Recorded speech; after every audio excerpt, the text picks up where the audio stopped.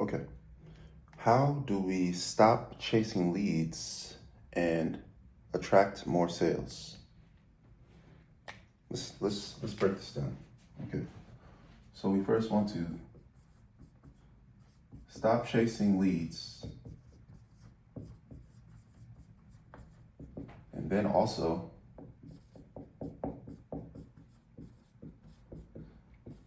attract more sales. Right? It's a two-part problem. Let's attack the stop chasing leads aspect. First, in order to stop chasing leads, of course, you need leads to come inbound. So you need to establish an inbound flow, right, of leads. Then you need the leads to be qualified and to self-select, so they have intent, right, to actually solve their problem. So you need qualified leads that are also self-selecting, right? And then, of course, no more cold calling, right? It's an inefficient way to do things. If you're cold calling, please stop cold calling. Even if you don't end up working with us, either learn how to do it yourself or partner with someone who's going to provide inbound flow of qualified, self-selecting, warm leads, right? This is how we stop chasing leads. And we, of course, will do this for you.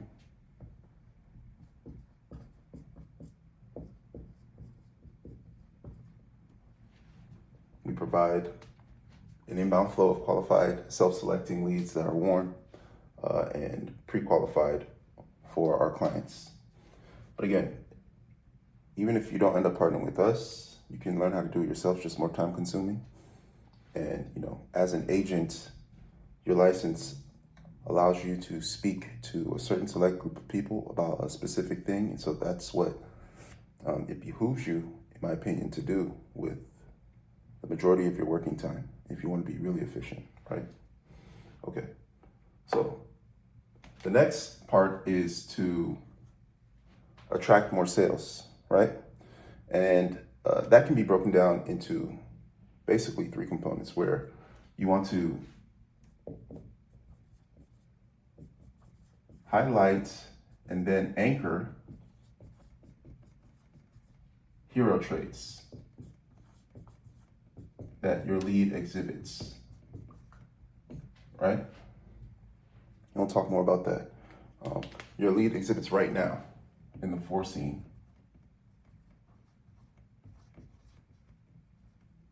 Right? And then you want to highlight the higher goals that coverage achieves for us. So the higher goals. That is to say, past getting coverage. Okay, what does getting coverage do for us once we have the coverage? You want to highlight that and agree on what that looks like. Visualize and agree on what that looks like. And then you want to apply those hero traits that we highlighted already. You want to apply the hero traits that we're already exhibiting into the decision making about the unforeseen, right? So that we create resonance, a symmetry between how we act right now in the foreseen and how we would like to prepare using the same decision-making traits that we use in the foreseen against the unforeseen. Because preparation for the unforeseen becomes insurance or coverage. Okay. So now that we've mapped that out, let's go into the framework or the way that we have this conversation, this sales conversation with the lead, and then break down the components of that and how, these pieces fit inside of that to make sense. So your framework and how you talk to a lead is going to be your your sales framework, right? Your sales framework is the structure of the sales conversation that you have with your leads. And of course, if you structure it and you measure it, then you iterate, then you increase the chances of successfully closing over time so you can get better.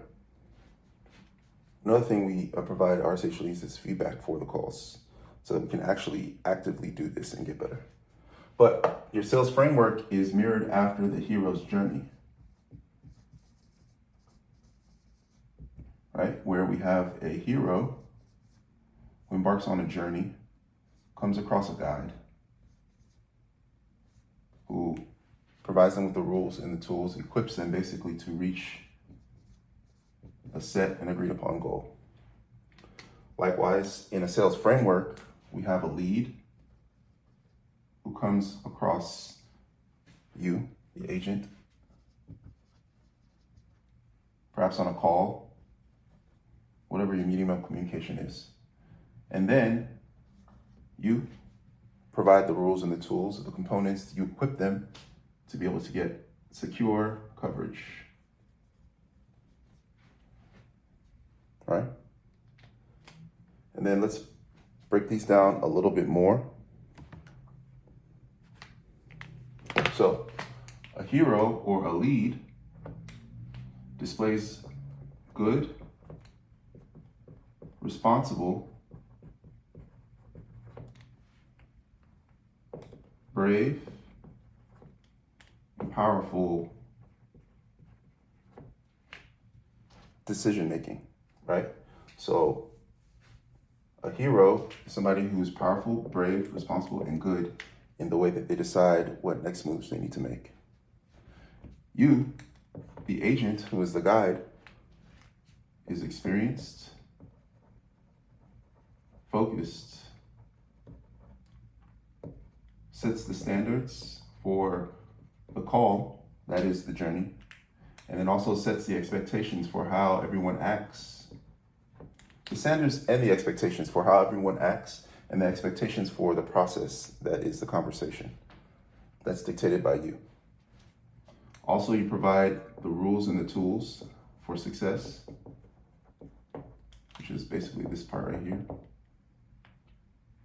And remind the hero of their role and of the overall goal, right? Of course, the hero's role is to be powerful, brave, responsible, and good in their decision making. And the goal is coverage. Okay. Let's see if we can break down the components of the sales framework itself. Let's see. Maybe I use right. Something like, okay. So, proper sales framework structured so that you start with an introduction and then you gather some information which will allow you to identify the pain point,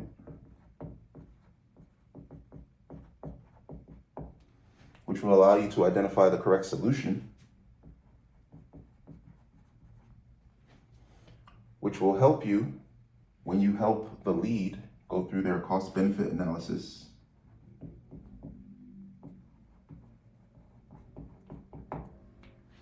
and then come eventually to the correct decision, which is to buy.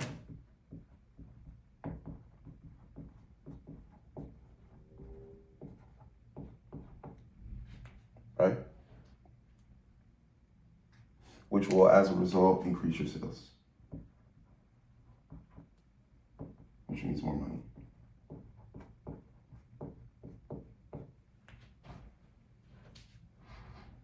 So this is the structure of the sales framework, right? You start from the intro. After the introduction, you gather some information.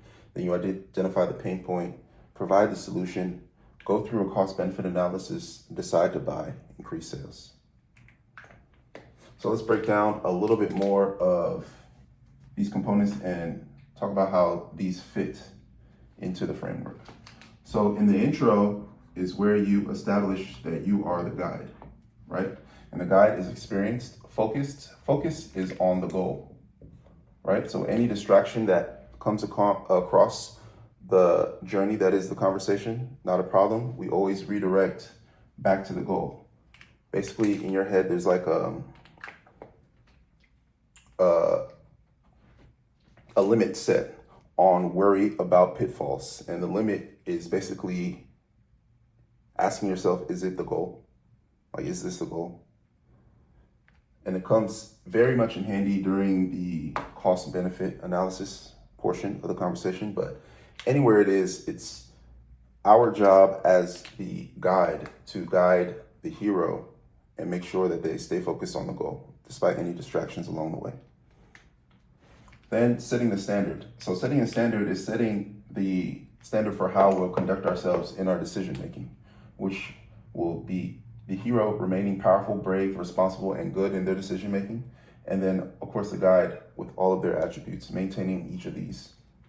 The expectations that the guide sets are for the flow of the conversation that is the framework, right? So it's the guide's role to go from the intro to info gathering to make sure that's sufficient to identifying the pain point, to make sure that's sufficient to providing the correct solution or framing it correctly so that it actually responds to the pain point that our hero has.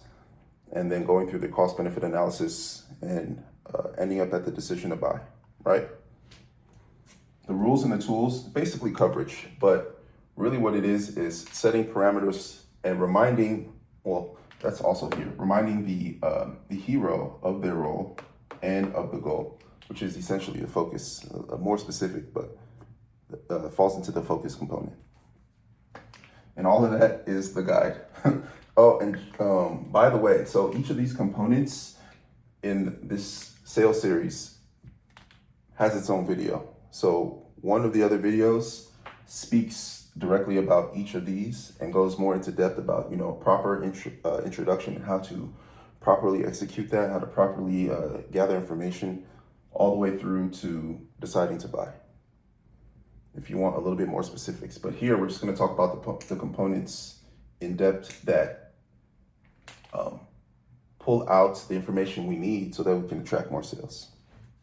So you establish yourself as the guide, and then next, of course, is the info gathering stage. And essentially, when you're doing info gathering, all you're doing is verifying the information you do have and then qualifying the information.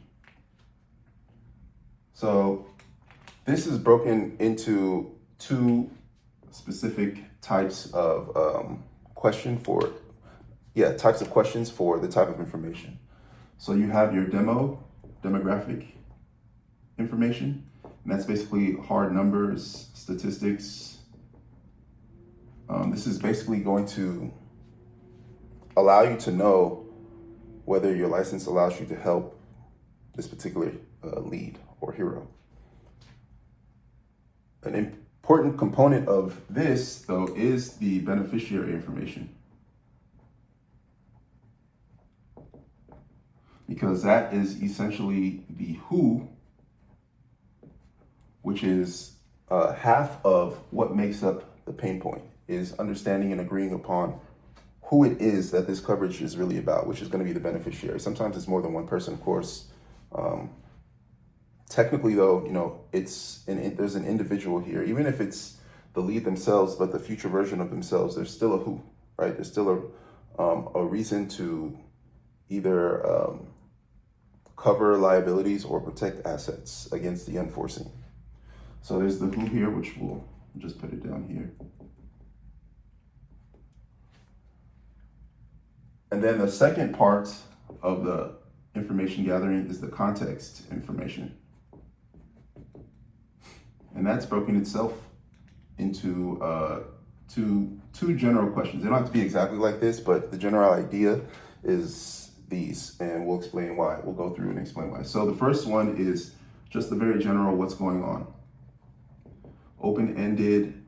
This is where you want your lead to talk. You want them to talk about what the situation is. You want to hear what they think the problem is, why they think that the coverage that we're on this journey about applies to them, and why it would be beneficial to them and what their particular situation is. So here, what you want to do is, let me see, you want to listen, repeat, and commend hero traits. Right? Which you will hear, because it's very likely that somebody who is looking to get coverage for someone and something or some things or against some things is already exhibiting hero traits of, being powerful, brave, responsible, and good in their decision making right now in the foreseen. So these are hero traits in the foreseen circumstance, foreseen situation. And then we anchor them. So we establish that they are, in fact, a hero, someone who exhibits these traits right now already, right? So it's important to listen and let them speak as much as possible so that you gather as many hero traits as you can, so that when you repeat and commend them, we're in agreement that our lead is in fact a hero, right? And of course, because we agree on that, the expectation is that the standard is the hero will act accordingly to these traits, right? So it's important to put them in their hero's state for the rest of the framework, which is a conversation, which is the journey, so that we're making our decisions from that state, not from a powerless, cowardly, irresponsible, or bad state, but from a powerful, brave, responsible, and good state. Okay. Then the second question, which is more pointed, is what do we achieve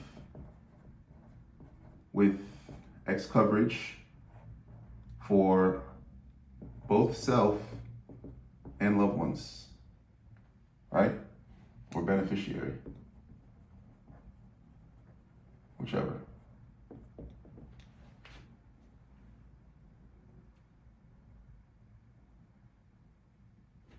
So let's break down this question a little bit.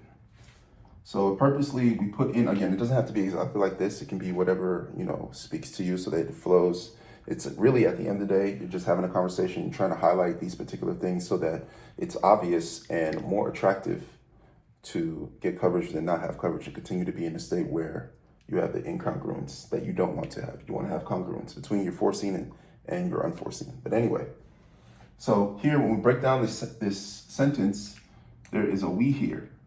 So we are a team. Guide and hero are a team together. Together is how they accomplish the goal. It's a we thing. So wherever you see a you or an I, as often as you can, turn it into a we, right? What do we achieve? So this is also a special inquiry because it pushes past the goal of, I should just wrote it here, the goal of coverage for self and loved one, right? It pushes past that. It says, okay, assuming we've already gotten that handled, now what do we achieve? Now what do we get? Now what do we attain? And we attain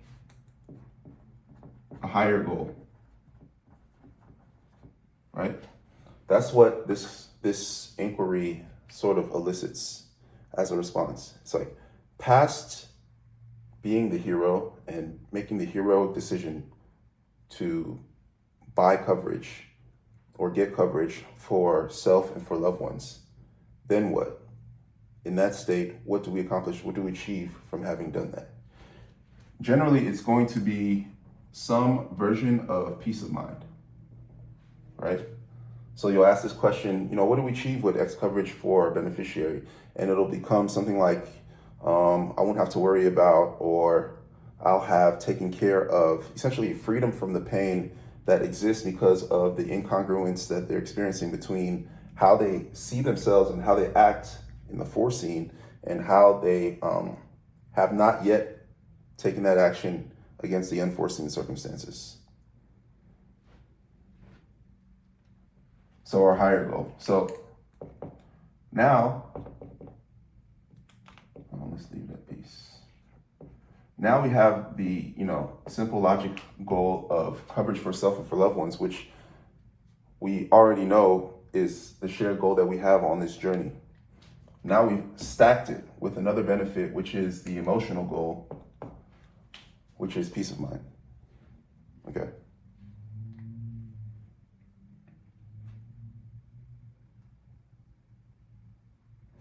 So with all of this, we get our why, which then makes up our pain point. So now we have a shared understanding of what is causing the pain, which made the original advertisement that they saw wherever they saw it on social media compelling enough to click on it, put in their information, authenticate their number, fill out a questionnaire with the questions you ask that you verify when you get on the call with them, and lands us now here where we're trying to achieve not only our logical goal, but also our higher goal, so that we can solve for the pain point, which is that our hero has assets and they have beneficiaries that are not covered in the unforeseen. So they've worked so hard to create both of these assets and beneficiaries in the foreseen, but they have not taken care of what could happen against the unforeseen. And we highlight all of that here, right? So we're at stage 2 of the 3-step process. Once we have our pain points, our agreed upon pain point, then we can provide a solution, which is coverage. And that entails, education about the benefits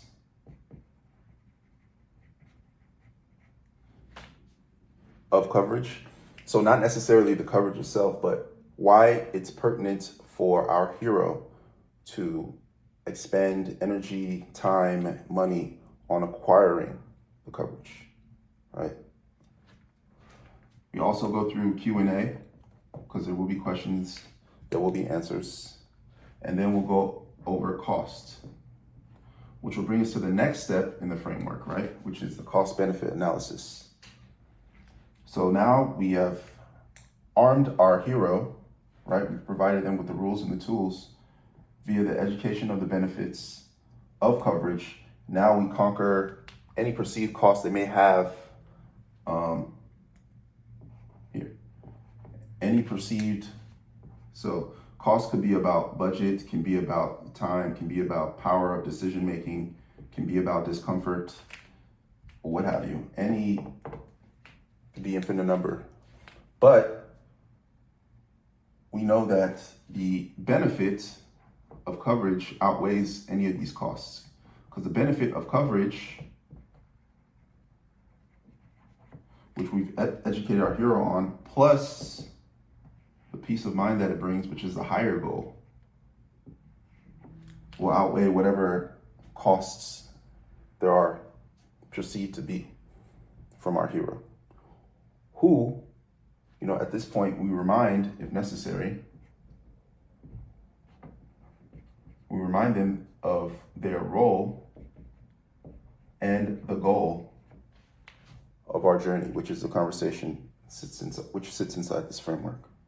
And remember, our hero's role is to be powerful, brave, responsible, and good in their decision making.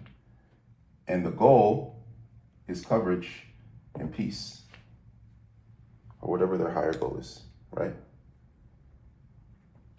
The goal isn't to worry about cost A, B, C, or D, which, by the way, again, there is a video this is essentially objection handling. And there is a video on that too. And if anyone leaves any objections they've come across in the comments that they would like, basically a diagram on how to handle, just leave them there and we'll go over that too. It's not a problem. But essentially, where costs and benefit are being being weighed against each other, you want to make sure that the benefits very obviously outweigh the costs. Because as a result of that, the decision to buy becomes so attractive based on the benefits and the peace of mind that it becomes a no-brainer, right?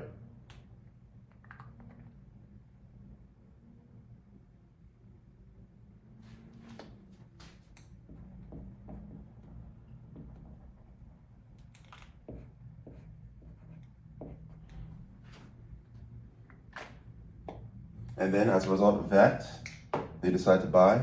As a result of them buying, we attract more sales. Sales go up. We make more money.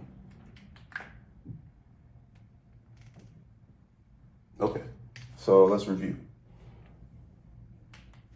You want to attract more sales by highlighting and anchoring the hero traits, which we do here, right? And then highlight the higher goals, that getting past the idea of, or the decision to make the purchase of coverage, what does that bring for us? That brings for us essentially peace, but whatever their higher goal is, right? And then we apply the hero traits that they've already displayed in the foreseen against the unforeseen and create that resonance. And again, preparing for the unforeseen is coverage.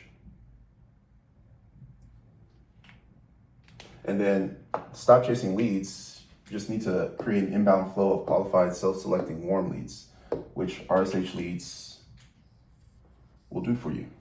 So get in contact with us. We'll find out the specifics of what you need, and we'll start your lead generation campaign.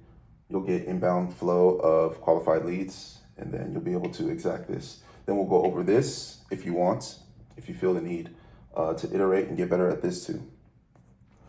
This is how you stop chasing leads and attract more sales.